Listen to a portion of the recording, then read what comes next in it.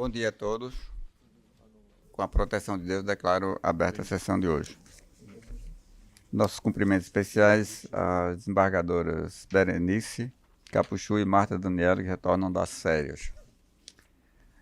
E eu procurando a desembargadora Berenice do outro lado. Ela mudou de lado. Eu fui promovida após a viagem. Sim, tá. Ganhou mais uma cadeira, né? Na frente. Foi. Tá certo. Desembargador Saraiva está ausente, participando do encontro de ouvidores geral. Começando nossa sessão de... Conosco também a doutora Juliana, representante do Ministério Público. Começando nossa sessão, mandado de segurança 000861013. Andresa de Brito Barbosa Rocha e outros. Relatora, a desembargadora Berenice Capuchu. Tem a impressão que esse mandado de segurança foi julgado e agora a desembargadora traz em mesa para examinar a adequação da decisão ao que decidido pelo Supremo no tema 317. É isso, desembargadora Berenice? Excelência. Tem a doutora, está inscrita a doutora Maria Clara, está inscrita para sustentação. Ainda assim é necessária a sustentação de Vossa Excelência, doutora, só para fazer essa adequação ao tema decidido. Bom dia, Excelência. Como entende a relatora? A relatora está votando assim. Reformando parcialmente o julgado a fim de que a isenção da contribuição previdenciária incida apenas sobre a remuneração que eventualmente exceder o dobro do limite máximo estabelecido para os benefícios do regime geral de previdência social, observando-se ainda a modulação de efeitos determinada pelo Supremo Tribunal no tema 317. Persiste, Excelência, o interesse em sustentar. Então pode iniciar. Bom dia a todos. Saúdo os presentes, por intermédio de Vossa Excelência, presidente. Saúdo a Procuradoria aqui presente, os nobres colegas advogados, a todos que aqui presenciam essa sessão. Excelências, eu peço licença para uma brevíssima digressão, apenas para prestar as homenagens fúnebres, considerando o recente Dia dos Finados, o impetrante hoje é falecido. Então, eu uso desse espaço de palavra para prestar as homenagens à família e também a um desembargador que eu nutri muito carinho durante a academia, o desembargador Vigílio. Também gostaria de rememorar a memória dele nesse momento. Passando à análise processual, trata-se de um mandado de segurança, como bem exposto, no qual houve a impetração inicial pelo servidor estadual acerca da ilegalidade, em verdade, da contribuição previdenciária, considerando a previsão da legislação estadual que lhe conferia isenção. É bem verdade que houve a superveniência de entendimento da Corte Constitucional, através do tema 317, acerca desse tema. Contudo, divergindo com as máximas vênias da relatora, ainda assim, entende a chacalcídica que não se aplicaria ao caso do servidor. Fazendo uma breve contextualização temporal, para explicitar o porquê não se aplicaria, em 2009, ao ser impetrado esse mandado de segurança, o servidor elencou justamente essa contraposição feita.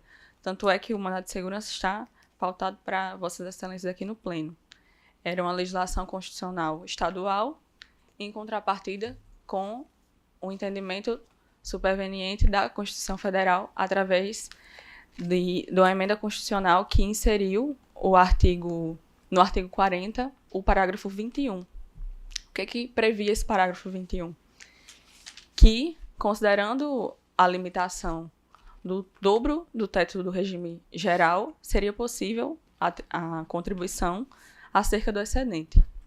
Contudo, não podemos tirar de vista que houve justamente essa modulação temporal para explicar que essa norma não é de eficácia plena.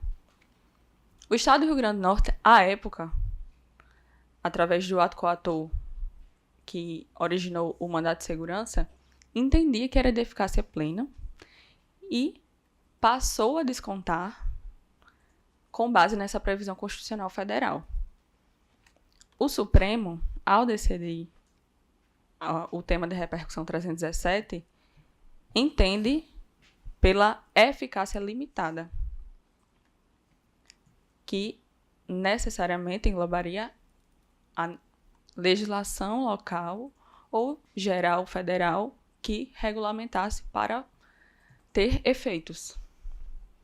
A gente entende pelos efeitos das disposições constitucionais que, considerando que a legislação estadual já havia legislado, portanto, exerceu sua competência pela isenção total, ainda assim, e não obstante a superveniência da decisão, isso não alteraria o direito do servidor. E agora, analisando exatamente a questão posta da legislação estadual, é interessante porque, após a superveniência da emenda constitucional federal, o Estado do Rio Grande do Norte novamente legislou, no ano 2005, pela isenção total. A emenda foi inserida na Constituição Federal em julho do ano de 2005. Em outubro, ao legislar, o Estado do Rio Grande do Norte novamente ratificou a isenção. Então, no meu entendimento, e é o que é defendido nessa questão da aplicação dos efeitos, é que ainda assim não teria a contribuição para o servidor.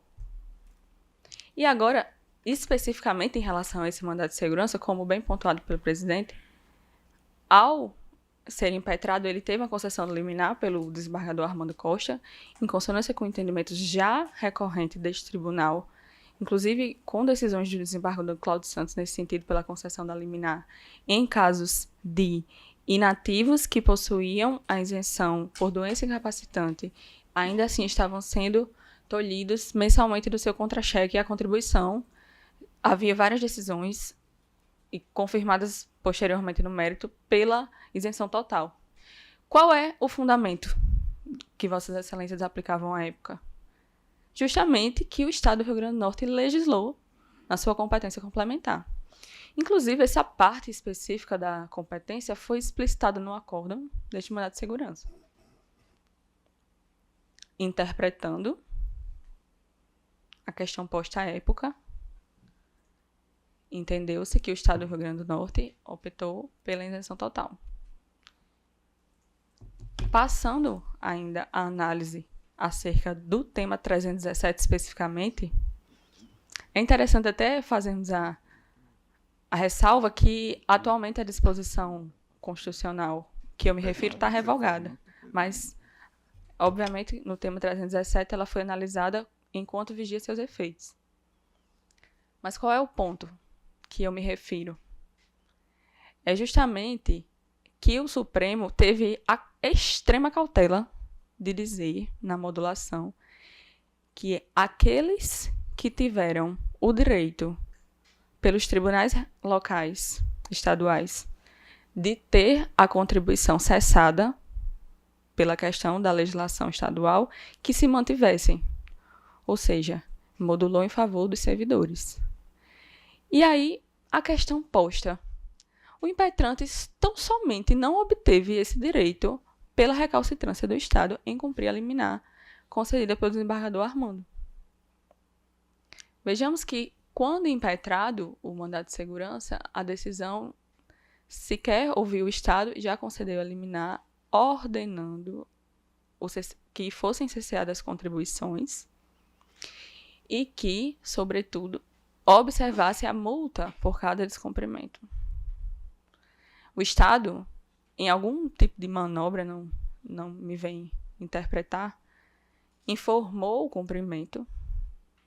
No mês seguinte, voltou a descumprir. No mês de novembro de 2009, o impetrante não teve contribuição previdenciária. No mês de dezembro de 2009, o mês seguinte já voltou a ter. Não havia tido por este tribunal nenhuma decisão revogando a liminar. Aqui eu chamo a atenção de Vossas Excelências porque a gente observa como o tema que tanto debatemos na academia de efetividade da tutela, ele é importantíssimo. Este tribunal, eu não tenho uma vírgula a falar dos entendimentos em relação a esse processo, porque foram totalmente corretos do começo até então. Concederam a liminar pela segurança jurídica do servidor, que não poderia suportar os ônus do processo que poderia durar antes, tanto assim durou que o tema foi julgado após o falecido, inclusive. Se preocupou com isso. Contudo, vem o Estado do Rio Grande do Norte impetrado e não dá cumprimento. Ou pior, simula um cumprimento, me perdoe a expressão. Então, no melhor dos cenários, em que houvesse decisão favorável, houvesse cumprimento favorável ao servidor, não teria tido nenhum problema para o impetrante. Por quê? O Supremo entendeu favorável de duas formas. Tanto dizer que o Estado era competente, o Estado era possível legislar em sua competência pela essa questão da contribuição, quanto pela modulação, quando disse que aqueles que pararam de contribuir estavam com seus direitos ressalvados.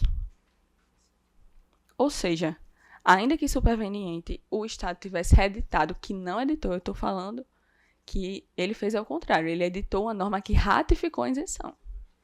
Ainda que ele tivesse feito, o servidor tinha sido ressalvado, mas, infelizmente, até o falecimento, o direito personalíssimo dele de ser isento da contribuição, ele não pôde exercer, porque não teve cumprimento.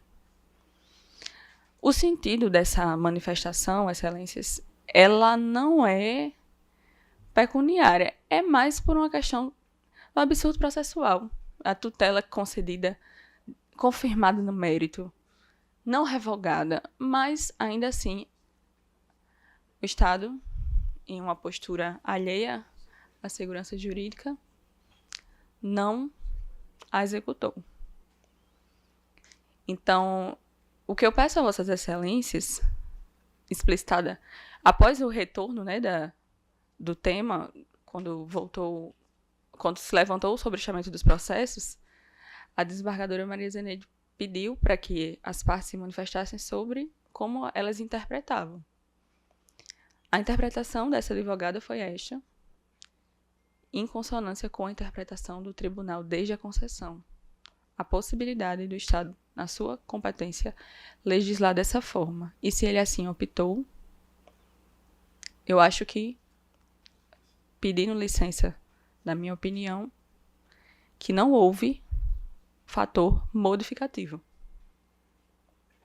Ratifico os pedidos, Excelências, para a restituição das contribuições indevidamente descontadas mensalmente, tolhidas todos os meses do servidor incapacitado, doente, com plano de saúde e dieta restritiva, com todos os ônus da doença, que suportou também, infelizmente, os ônus do processo. Assim como, em observância à decisão liminar, pela aplicação das multas extraentes pelos descumprimentos do Estado. Esse descumprimento ele ficou tão latente que, após o acordo, o Estado impetrado opôs embargos de declaração que foram julgados protelatórios, com a aplicação das multas regimentais. Também é objeto dos pedidos dessa calcídica que seja aplicado. Essa explanação, devolvo a palavra para Vossas Excelências. Já foi anunciado o voto da relatora. A desembargadora Berenice faz alguma alteração? Não há nenhum fato novo. Senhor presidente, pela ordem. Desembargador Cláudio. Eu vou pedir vista do processo, porque, inclusive, é uma decisão do meu gabinete nesse mesmo tema, e, aparentemente, nós teríamos aí coisa julgada bem como entendo que a isenção ela é de competência exclusiva do Estado para legislar sobre a questão, na competência suplementar, no que diz respeito às leis, às normas gerais de direito tributário, que é o caso da contribuição previdenciária.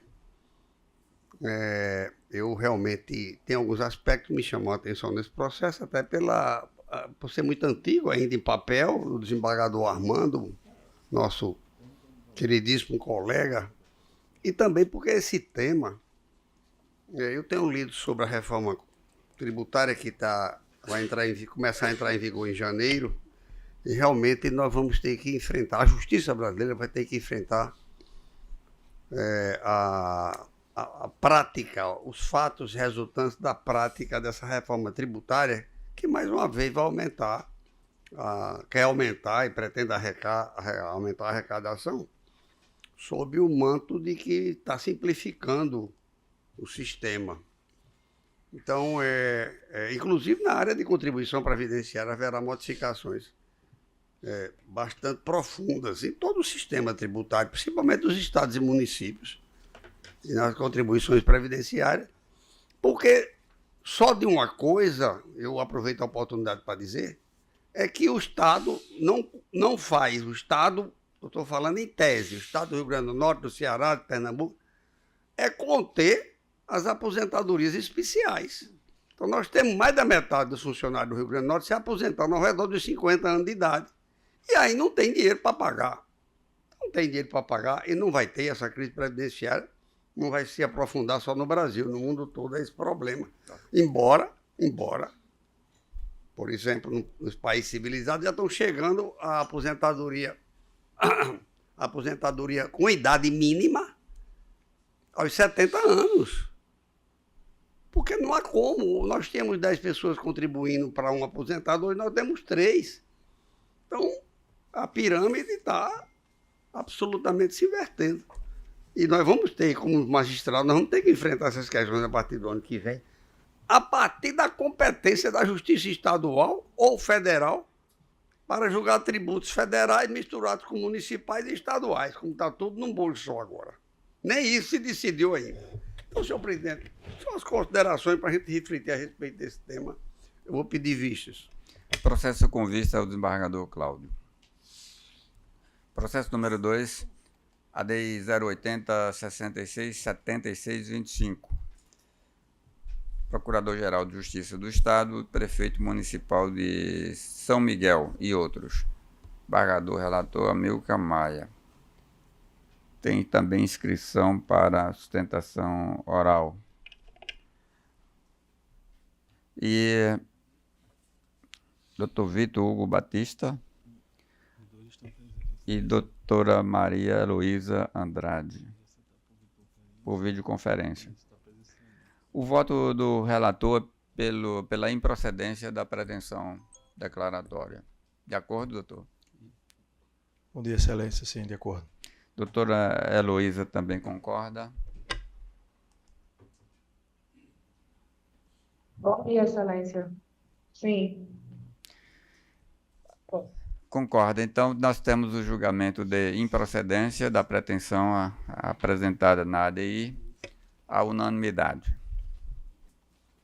Passando para o número 3, embargo infringente nulidade 080-94-77-11, Hugo Ribeiro de Siqueira Fernandes e Ministério Público, relator desembargador Dilermando Mota. Neste processo está inscrito o Dr. Francisco Maximiliano Fernandes da Silva.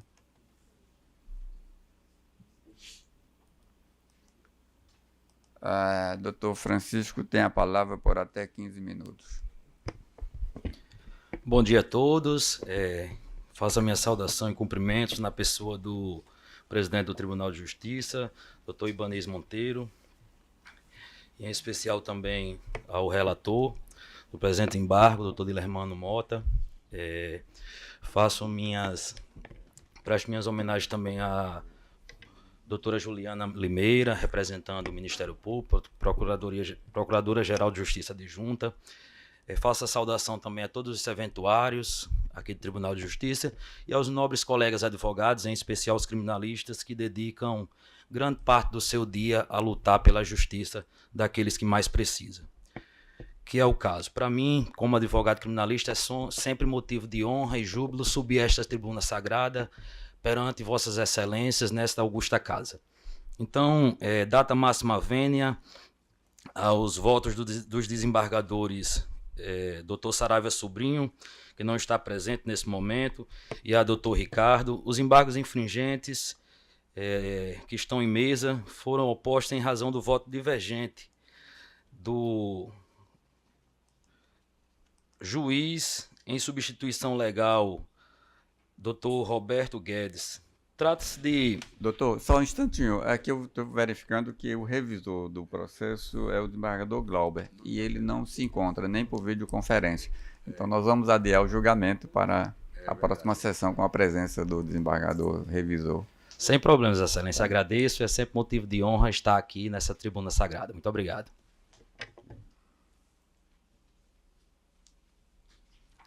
Número 4, revisão criminal 081-2141-15. Gilvando de Oliveira Gomes e Ministério Público. Relator, desembargador Cornélio. Do número 4.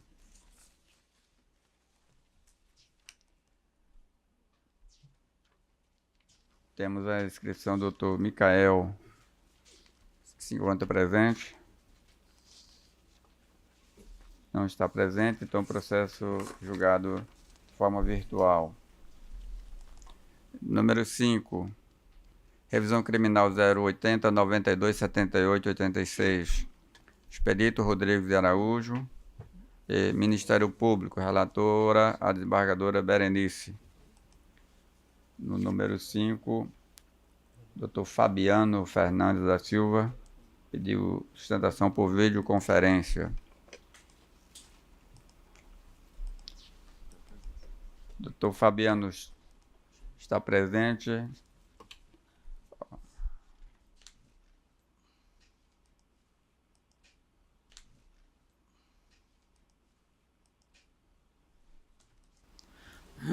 Bom dia a todos.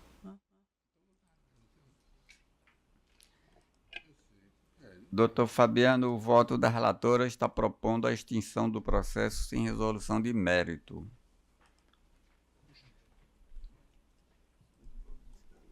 Sobre qual fundamentação, Excelência? Tá. Vamos fazer, porque ela está extinguindo, dizendo sem resolução de mérito, mas está apreciando o processo. Então, tem a palavra por até 15 minutos. Obrigado, Excelência. Eu inicio cumprimentando Vossa Excelência, presidente dessa colenda corte, o doutor Ibanez Monteiro. De igual forma, cumprimento a doutora Berenice Capuchu, que, para além da vice-presidenta relatora da presente revisão criminal. Excelência, de igual forma, cumprimento a todos os desembargadores e desembargadoras desta Igreja Corte, extensíveis também à douta Procuradora de Justiça Juliana Limeira. Cumprimento a todos os servidores, colegas advogados que se fazem aí presente, bem como nessa ambiência virtual. Excelência, trata-se de uma revisão criminal, na qual temos como objetivo não o reexame da matéria ou de novas provas, que na origem o revisionando fora condenado a uma pecha de 9 anos e 2 meses por ter infringido o artigo 217-A do Código Penal. E o erro que nós procuramos aqui demonstrar é que a decisão original ela tem um vício de legalidade, o que justifica a presente revisão. É que, ao julgar a causa, o juiz Acó considerou uma circunstância judicial desfavorável, qual seja a culpabilidade, que ao modesto ver da defesa não teve uma fundamentação idônea, pois o revisionando primário, sem qualquer mácula pretérita em seus antecedentes criminais, o que não justificaria a ser valorado negativamente o vetor culpabilidade na primeira fase da dosimetria penal. Excelência, este defensor que vos fala sabe que a ação constitutiva de revisão criminal não pode ser utilizada como um novo recurso para examinar fatos e provas, mas pode ser utilizada para corrigir erros no cálculo da pena, violação do texto legal ou manifesta desproporcionalidade, como é o caso. O que a defesa pugna ao bater as portas dessa igreja, Tribunal de Justiça, através dessa revisão criminal, é que os eminentes desembargadores e as eminentes desembargadoras corrijam a ilegalidade na dosimetria da pena do juízo de origem, ao exarar a sentença condenatória. Pois, ao reconhecer uma circunstância judicial desfavorável no vetor culpabilidade, faltou fundamentação idônea para o aumento da pena base, pois foram utilizados critérios genéricos e equivocados para reconhecer como desfavorável a circunstância judicial da culpabilidade. Analisamos, Excelência, o dispositivo da respeitável sentença do doutor magistrado na origem. Ao analisar a circunstância judicial de 59, assim aduziu o eminente magistrado. Abre aspas. No vetor culpabilidade, reprovável, considerando que a vítima frequentava a residência do acusado para brincar com a filha dele, tendo o réu se aproveitado da situação para praticar o crime, demonstrando assim audácia extrema.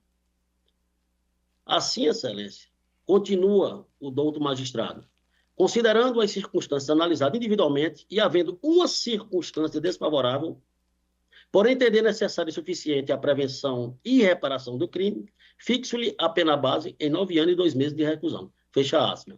Assim, Excelência, fora considerada desfavorável a culpabilidade do revisionando, sob o fundamento de que a conduta se reveste de audácia extrema. Ao modesto ver da defesa, isso não é fundamento, porque foi única e exclusivamente porque a vítima frequentava a residência do ora suplicante. Indago aos eminentes desembargadores e desembargadoras exasperar uma pena porque a vítima frequentava a residência do revisionando se reveste de fundamentação idônea? Ao modesto ver da defesa, não. Assim, a presente ação constitutiva de revisão criminal tem por escopo, Excelência, combater a ilegalidade contida na sentença originária, visto a manifesta inexistência de fundamentação na valoração da circunstância judicial da culpabilidade, em notório descompasso com o artigo 93, inciso 9 da nossa Magna Carta e os artigos 59 e 68 do Código Penal. Colhe-se da sentença do juiz monocrático que a culpabilidade foi a única circunstância judicial valorada em desfavor do revisionando. Repito, levando apenas em consideração que a vítima era frequentadora da residência do revisionando.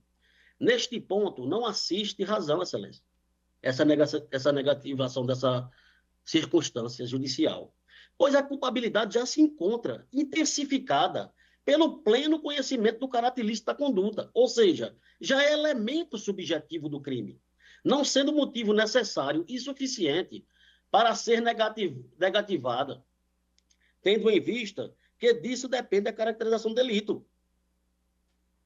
Na apreciação de tal circunstância, o juízo originário utilizou-se de fundamentação genérica com elementos inerentes ao tipo, citando a consciência da licitude, como já falado. Por isso, essa circunstância deve ser considerada neutra, nos termos da jurisprudência do STJ e desta Corte, que aqui eu me abstenho de ler para não ser fastidioso e enfadonho a vossas excelências. Se o tipo penal em testilho, ou seja, o estupro de vulnerável, é amplamente pacificável na jurisprudência pátria, por ser um delito que acontece às escondidas, na clandestinidade, e por isso a palavra da vítima é tido como um forte elemento probatório, a ponto de levar, como no caso em tela, toda a valoração da condenação atribuída, como considerar, excelências, que a presença da suposta vítima na casa do revisionando seria uma circunstância que destoa do próprio tipo penal a ele imputado. Assim, excelências, finalizando, este defensor suplica a vossas excelências que seja julgada procedente a presente revisão criminal para reconhecer a contrariedade aos artigos 59 e 68, ambos do Código Penal, e artigos 315, parágrafo 2º, e 621, inciso 1, ambos do Código de Ritos, haja vista a inexistência de fundamentação na valoração negativa da circunstância judicial da culpabilidade, redimensionando a pena base do revisionando ao mínimo legal, alterando o seu regime prisional de cumprimento de pena do fechado para o semiaberto, nos termos do artigo 33, parágrafo 2º, alineado do Código Penal. Esses são os pleitos da defesa, agradecendo a vossas excelências pela atenção. Muito obrigado. Então, o voto da relatora é por reconhecer que a ação revisional não atende aos requisitos legais e vota pela extinção sem resolução de mérito. Os votos até agora consignados concordam com o voto da relatora. Eu estou votando, acompanhando no final, mas pela improcedência. Pela improcedência. Mais alguma observação? Igualmente, excelência, pela improcedência. Então, nós temos divergência parcial apenas na forma de proclamar o resultado. Mas é bom que, senhor presidente, é bom que o tribunal volte a discutir esse tema. Pois eu estou com ele aqui, porque, não discutido. Não é? Em relação a se conhece ou não da revisão racional com base nessa. Ela está entendendo que não cabe, mas a conclusão do voto é que não caberia. É porque ficou incongruente, né? Data vende, né? Não conhece e entra um pouquinho no mérito. Então, meu voto é conhecendo e pela improcedência. E julgando improcedente. Porque, de fato, nós discutimos aqui já há algum tempo Isso é recorrente. Casos dessa natureza se conhece. Juiz agiu acertadamente ao desvalorar o dito vetor por quanto alicerçado de motivação. Então, teve dois acordos de minha relatoria que o superior reformou. Dizendo que não cabia revisional ou eu me lembro dessa discussão. Estou com eles aqui em mãos, aqui os dois. Pelo não conhecimento, foi, desembargador João? Isso, diz aqui. Rediscussão minuciosa de circunstâncias analisadas em sede de apelação, impossibilidade. Isso, não aceita a discussão retórica, né? Só se for um dado objetivo. Outro de revisão criminal, dosimetria, reanálise de provas, não enquadramento das hipóteses legais, via imprópria, não cabimento. Mas Aí nesse caso, não analisa nada, né? Já não conhece. Aí eu refluí do entendimento. Isso. Aí o tribunal, mesmo assim, entendendo que isso não tinha força vinculante e tal, nós voltamos ao entendimento anterior. Superamos isso aqui. Foi. Que agora a desembargadora está trazendo novamente o mesmo tema. Nesse tema. Por isso que eu insisto que nós tenhamos uma. Sempre a gente. Isso é recorrente, sempre isso. Porque, via de regras, essas revisionais são sempre sob esse fundamento. É isso. Aplicação de pena. Aplicação de pena, redimensionamento de pena. A gente tem conhecido. Exatamente. Tem analisado. Rever por exemplo, condenado com mais de 70 anos. Tal. Prescrição, uma questão objetiva. Aí sim. Negativar comportamento da vítima. Questões objetivas, não é isso? O desembargador Amaury está colocando a questão referente ao conhecimento ou não da revisional, é isso? Sim. Perfeito. Porque a desembargadora relatora vem nesse sentido.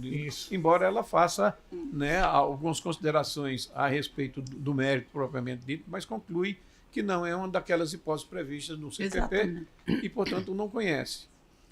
E que não assim é realmente uma dessas hipóteses. Já temos entendido, a partir desse julgamento do João Rebouças, nós mudamos, mas depois voltamos a Ultimamente, mérito.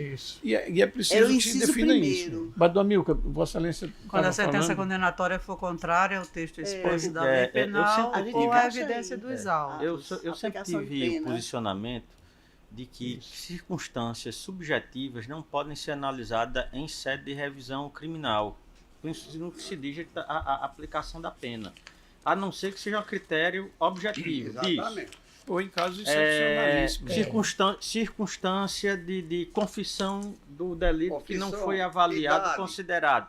Menoridade da época não foi avaliada, tal situação. Reincidência erroneamente considerada. Essas circunstâncias objetivas elas podem ser vistas em sede de revisão. Sempre tive esse posicionamento.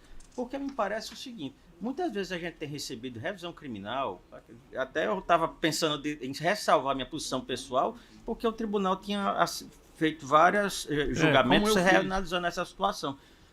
Porque às vezes nós temos chegado aqui com revisão criminal de acórdão da Câmara Criminal, que examinou a decisão de primeiro grau, entendeu que a pena foi aplicada corretamente e a gente aqui revisa essa situação.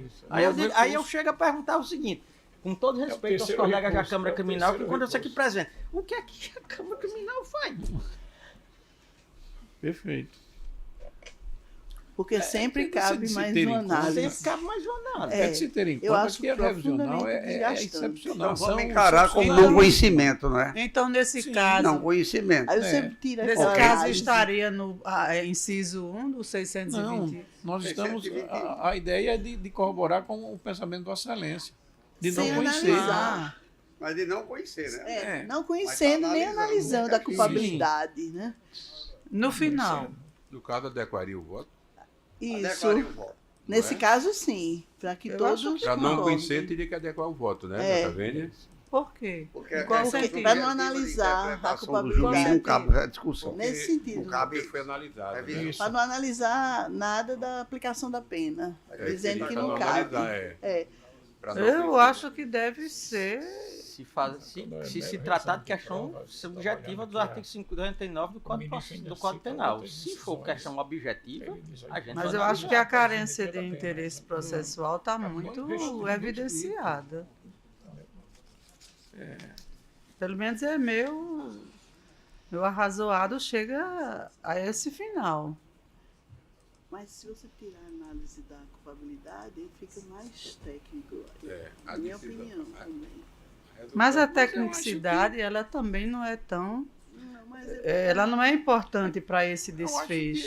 Eu acho que a relatora aqui, apesar dela fazer um destaque em relação à decisão do juiz, que agiu acertadamente, mas o fundamento dela é de que realmente não cabe, porque a ação é excepcional. Exatamente. Exatamente, ela faltaria alguma coisa. Agora seria assim. Percebe que a pretensão autoral de redução da pena está fundamentada no alegado erro quando da análise desfavorável da culpabilidade, diz ela. O requerente pretende, na verdade, uma nova análise acerca da dosimetria da pena e consequente redução, a não ser que se aceite a revisional como sucedâneo recursal, que, no meu pensar, não se afigura possível em face da ausência de interesse decorrente da inadequação da via leite. Ela diz textualmente... Ou seja, todo o raciocínio desenvolvido é pelo não conhecimento. Pelo não conhecimento. Tem que compatibilizar aí o dispositivo. E conclui pelo não conhecimento. Então, em vez de ser a conclusão pela extinção sem resolução de mérito, pelo não conhecimento, apenas mudaria essa finalização. Isso reforça a necessidade de fulminação liminar da ação. Conhecimento, eu acho que... Nenhuma das hipóteses legais evidenciadas... A relatora concorda em mudar só essa parte final, desembargadora Berenice? Não, com isso a carência de interesse processual põe na adequação da via leite e extingue o feito sem resolução de mérito. Claro. Mas não é assim que está? É exatamente, e por isso que eu estou concordando. Então precisa fazer essa adequação? Se ela já está toda esclarecida? Ao invés de ser carência, ser não conhecimento da ação. Mudaria isto aí. E aí o resultado seria extinção também, sem resolução de mérito, porque você não conhece. Extingue sem resolução carência de mérito. De interesse processual, por inadequação da via leite. Eu também acho. E qual é a via aí? porque você também não esclarecer nada do que está no processo. Conhecimento nada Você porque se apega a isso, né? Eu não vejo. A verdade não altera absolutamente Não altera, Excelência. Eu mantenho o meu voto dessa forma porque ele vem sendo construído para esse final. Alterar alguma coisa não vai modificar. Por isso a carência de interesse processual por inadequação da via eleita. Então podemos proclamar conforme está o voto da relatora? Eu penso Tá? que sim. Então proclamado Eu voto pelo não conhecimento. com a divergência do desembargador Cláudio, que é pelo não conhecimento. Desembargador Dilermando também. Eu também entendo pelo não conhecimento. Desembargador Rebouças pelo não Mas o não conhecimento. conhecimento sobre qual fundamento? Porque não se trata, não é cabimento da revisão. Pronto. Então, Por isso que ela diz não inadequação da via eleita. Na adequação da via eleita. Né? Olha, e qual é a via eleita apropriada, Porque então? isso não Era um é recurso próprio. um habeas corpus. Sim, então não cabe mais. Tá pelo não conhecimento da ação. Eu Tá. também. Desembargador Cláudio, desembargador Rebouças, desembargadora Sandra vota pelo não conhecimento. É só uma questão Se for pra processual. A ficar mais divergência é só quanto ao Se for mais de processo. idade, pode ser pelo não conhecimento, mas eu entendo que ela está dizendo a mesma coisa. Mas não vou brigar com questão retórica, não. É verdade. Por expresso semântico. Proclamados assim. A diferença é só analisar a culpabilidade, que na verdade aqui é circunstância até agravante, ou então causa de aumento de pena se fosse, porque é hospitalidade de qualquer forma, né? Mas aí, diante disso, a gente sente que realmente a culpabilidade era exacerbada, mas está tecnicamente também Mas, errado. em suma, nesses casos, o tribunal está decidindo que não cabe ação revisional. Isso. É isso que está assentado. Então eu vou tirar meu voto. Tá. Número 6, revisão criminal 080 92 34 67. Jefferson Marinho Santos e Ministério Público, relator do desembargador Amauri. No número 6, Dr. Marcos Felipe França Barros está inscrito para sustentação oral. Desculpa, agora ele proferiu voto, sustentação ao pedido de vista do desembargador Cláudio. Em vista dele mesmo. O desembargador Cláudio proferiu votos de vista, concordando com o relator. Então, nós temos a decisão de julgamento pela improcedência da pretensão revisional à unanimidade. Número 7, revisão criminal 080 26 33 45. José Hildeberg dos Santos Melo e Ministério Público. Este processo está com pedido de vista ao desembargador Glauber Rego. O desembargador Rego declinou da presença para julgamento. Então, podemos prosseguir. Está votado já. Está votado. Nós temos, então, todos já proferiram votos. Temos a divergência dos desembargadores Cláudio, Ricardo, Sandra e Glauber. Julgamento improcedente por maioria, vencidos os desembargadores mencionados, e assim fica proclamado o resultado. Concluímos o julgamento jurisdicional. Passamos à ordem administrativa.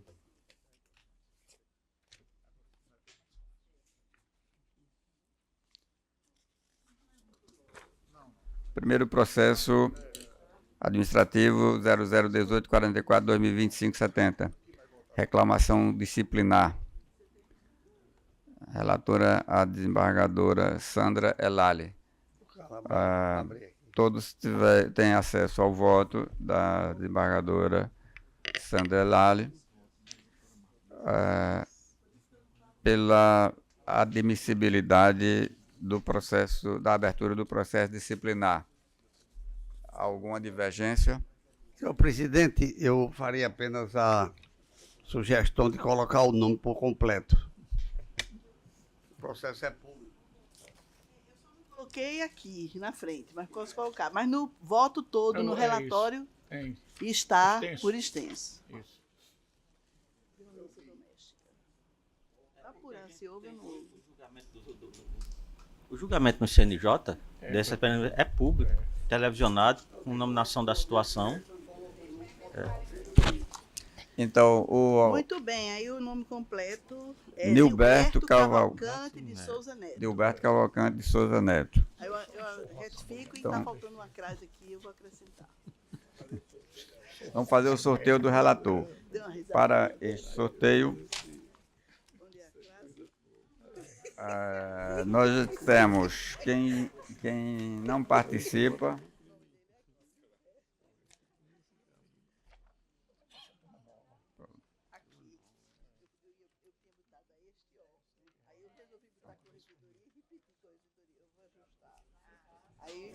Quem vai sorteando vai.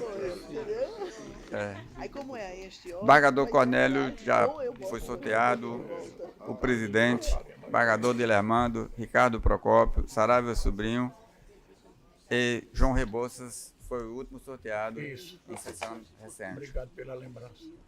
Então vamos sortear, excluindo esses embargadores que já participaram.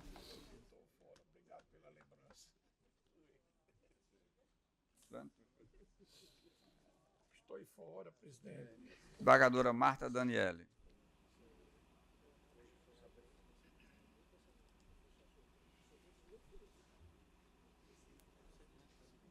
O processo segue para a relatoria da embargadora Marta Daniele.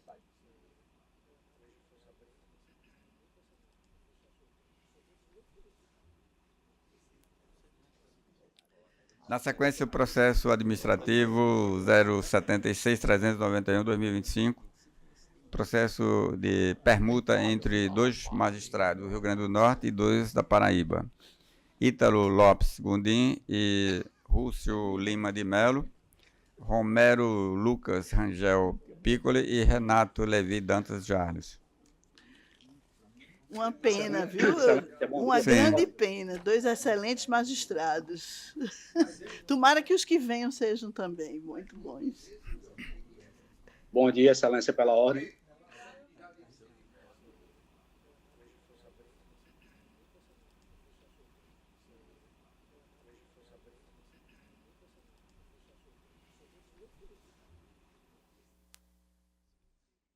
Foi só o sorteio, ele não tem voz agora.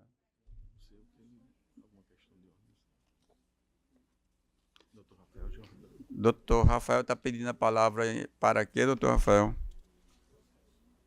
Bom dia, Excelência, tudo bem? Tudo. É só para perguntar se vai ser oportunizada a sustentação para a defesa do magistrado Nilberto, o reclamado.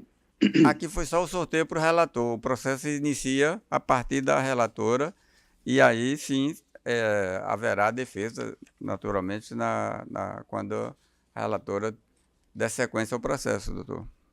Perfeito, então. Foi só o sorteio hoje. Está aqui. Muito obrigado. Ok, então no pedido de permuta, todos estão de acordo. Nós temos dois magistrados do Rio Grande do Norte permutando com dois magistrados da Paraíba. Não há concorrência entre eles. Eu estou votando pelo deferimento do pedido. Esses dois são o terceiro caso de permuta que nós fazemos aqui no Estado. Deferido o pedido. Pedidos administrativos de autorização de afastamento de embargador e folga compensatória, a presidência defere sem precisar trazer ao pleno. Comunico que o desembargador Rebouças, presidente da Comissão de Regimento Interno, apresentou a redação final de nosso projeto de atualização do regimento para leituras e correção. As propostas de alteração foram feitas, agora nós vamos ler e podemos agendar a data para julgamento. Se todos... Permita, que está só comunicando que está no setor de comunicação fazendo 15 encadernamentos para distribuir para cada colega. E também remeterá pela via eletrônica, com Também, endereço de eletronicamente, e-mail para todos. dos Isso. gabinetes. Ok. E aí posso incluir na pauta para a próxima sessão do dia 12? No dia 12 estará de férias? Está aqui? Tá, então é só leitura agora para ver se tem correção de texto, porque todos os temas relevantes foram debatidos e decididos em reuniões anteriores. Então, dia 12, nós pautaremos para deliberar sobre o regimento interno. Suas versões atualizadas.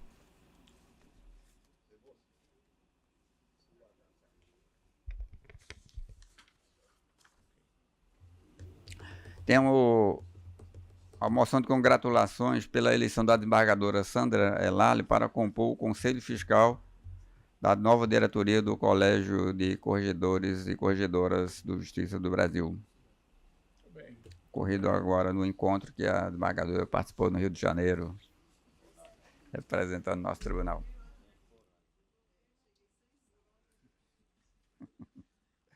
Muito bem. Não tenho mais proposição de desembargador Amauri. Não tem, excelência. Desembargador Cláudio.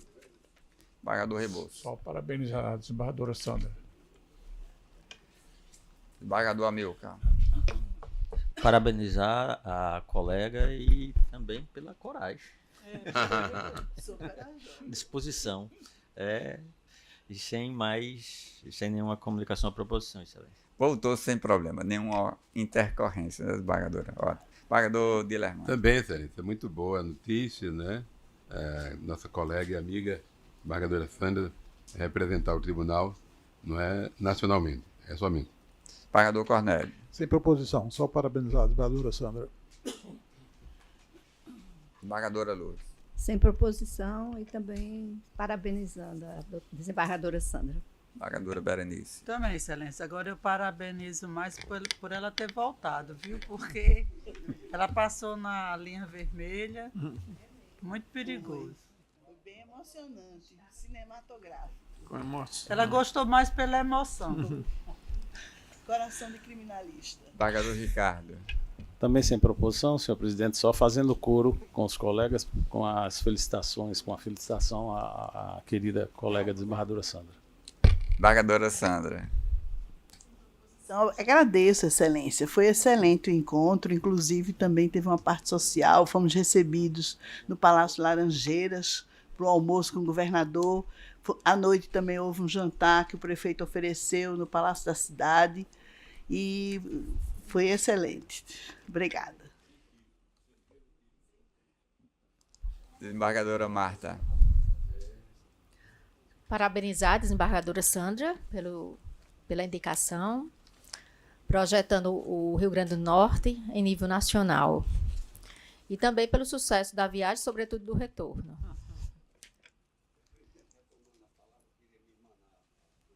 Não dá conta, eu esqueci na hora. E o desembargador Amauri também. Sem dúvida. Mandar aí a manifestação, parabenizar. E o prazer de revê-la, desembargadora. Na verdade, já havíamos concordado, né, com a proposição do presidente. Agora, reiterar, sem dúvida, é motivo de satisfação e honra para todos nós. Desembargador Ricardo Tinoco. Presidente, só bem acostar as congratulações já feitas à desembargadora Sandra e sem proposições. Obrigado. Agradecendo a todos, declaro encerrada a sessão de hoje, desejando uma ótima semana.